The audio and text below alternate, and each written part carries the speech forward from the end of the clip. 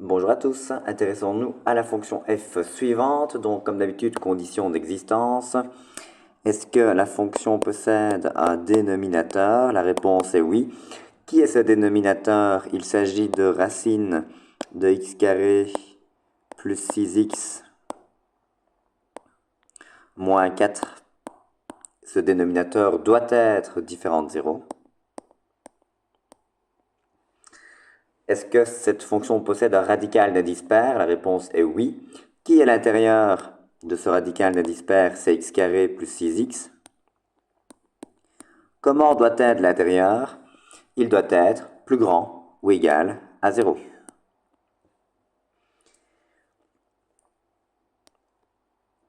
Alors, première condition, racine de x carré plus 6x moins 4 doit être différente de 0. Cela revient à dire que la racine de x carré plus 6x est différente de 4. Alors, c'est la première fois que vous rencontrez ce cas de figure. Comment faire en fait pour s'en sortir quand on a une équation, hein, si je puis dire, où on a une racine carrée? Eh bien, mon idée, c'est de me dire, ok, la racine m'embête, 4 est un nombre positif. La racine carrée renvoie à un nombre positif, donc quand j'ai une égalité entre deux nombres positifs, si j'élève les deux membres au carré, j'obtiendrai une nouvelle égalité équivalente à la première, hein, parce que les deux nombres sont positifs, hein. Donc, j'élève ce membre-ci au carré, j'élève ce membre-ci au carré, et puis je calcule. Cela est donc équivalent à dire que x carré plus 6x est différent de 16. Ok, et donc là on va pouvoir s'en sortir, hein, parce que maintenant on se retrouve avec une équation de degré 2, et donc tout va bien. X carré plus 6x moins 16 doit être différent de 0. On calcule le rho. 36 plus, alors 4 fois 10, 40, 4 fois 6, 42. Qu'est-ce que je raconte? 4 fois 10, 40, 4 fois 6, 24, donc 36 plus 64. Cela fait 100.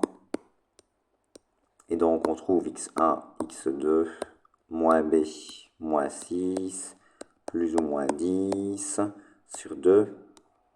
Moins 6 plus 10, cela fait 4, divisé par 2, cela fait 2. Moins 6, moins 10, moins 16, en 2, moins 8. Donc cette première condition m'apprend que x doit être différent de 2 et x doit être différent de moins 8.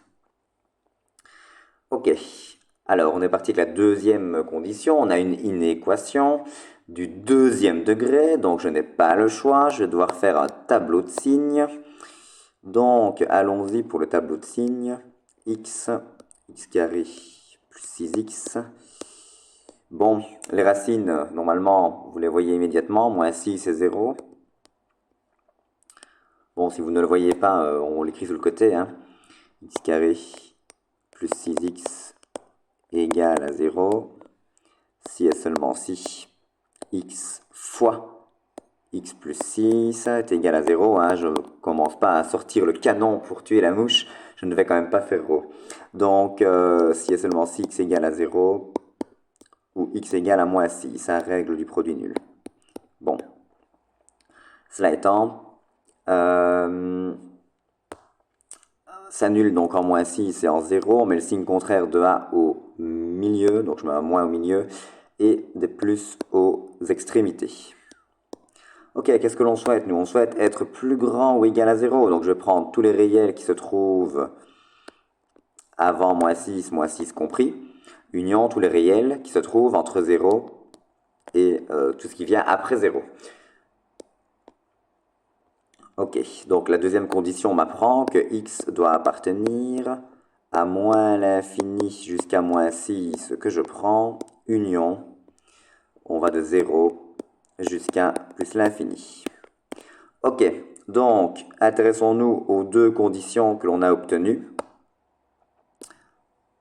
Nous savons que x doit absolument vivre là-dedans, et attention, il ne peut pas valoir 2, il ne peut pas valoir moins 8. Alors, la question est la suivante. Bon, on va quand même essayer de ne pas faire la droite des réels, hein, réfléchissons un instant.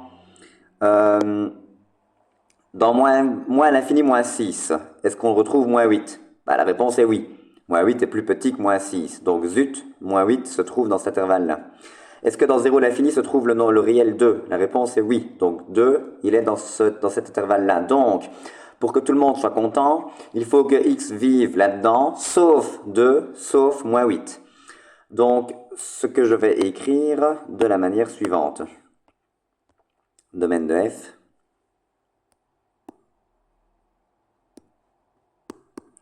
De moins à l'infini jusqu'à moins 8 que je ne prends pas.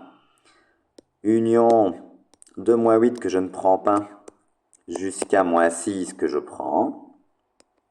Ah, donc en fait, qu'est-ce que j'ai fait? Ben, j'ai réécrit cet intervalle-ci en enlevant moins 8, puisque je ne peux pas le prendre. C'est pour ça que j'ai cette union qui vient casser finalement l'intervalle en le réel moins 8, que je ne prends pas. Alors je continue, union, et puis alors ben, même technique. Je vais aller de 0 que je peux prendre jusqu'à 2 que je ne prends pas. Ah, j'enlève 2 de l'intervalle, donc hop, je l'exclus de la manière suivante. Et puis je ne le prends pas. Jusqu'à plus l'infini et j'ai terminé. Alors à nouveau, si quelqu'un m'avait écrit ceci, puis sauf entre accolades moins 8,2, bon, bah, pas de problème, je l'accepte également, mais je n'aime pas ça. Je préfère l'écriture que j'ai adoptée. Ok, donc on est parti pour les éventuelles intersections avec les axes. Intersection avec l'axe dx, on se demande quand est-ce que f de x est égal à 0. Autrement dit, on va avoir 3x carré moins 12 divisé par la racine de x carré plus 6x moins 4 qui doit être égal à 0. Quand est-ce qu'une fraction est égale à 0? Quand son numérateur est égal à 0. Autrement dit, x carré égale 12 divisé par 3, 4. Autrement dit, x égale à moins 2 ou x égale à 2. Alors, on regarde si dans le domaine. Est-ce que moins 2 dans le domaine? La réponse est non. Moins 2, il est plus grand que moins 6 et plus petit que 0. Donc, il n'est pas dans le domaine, donc je rejette. Et est-ce que 2 est dans le domaine? La réponse est non. On l'a exclu. Moralité de l'histoire, on n'a pas d'intersection avec l'axe de x. Parce que les deux solutions trouvées sont à rejeter. À rejeter.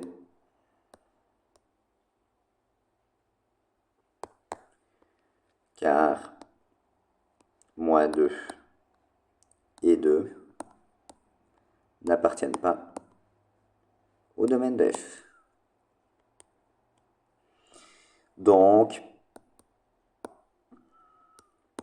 pas d'intersection avec l'axe de x.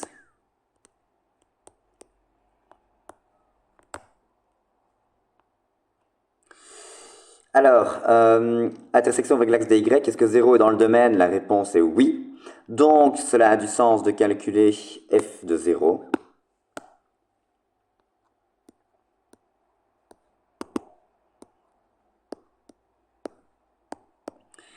F de 0, c'est donc 3 fois 0 au carré moins 12 sur la racine de 0 au carré plus 6 fois 0 moins 4. Cela nous fait donc 3 fois 0, 0, moins 12 sur 0 moins 4. Donc j'ai moins 12 sur moins 4, cela fait 3. Donc, unique point d'intersection avec l'axe dy. Coordonnées de ce point d'intersection 0, 3. Voilà, cela termine cet exercice et donc cette vidéo. Je vous remercie pour votre attention.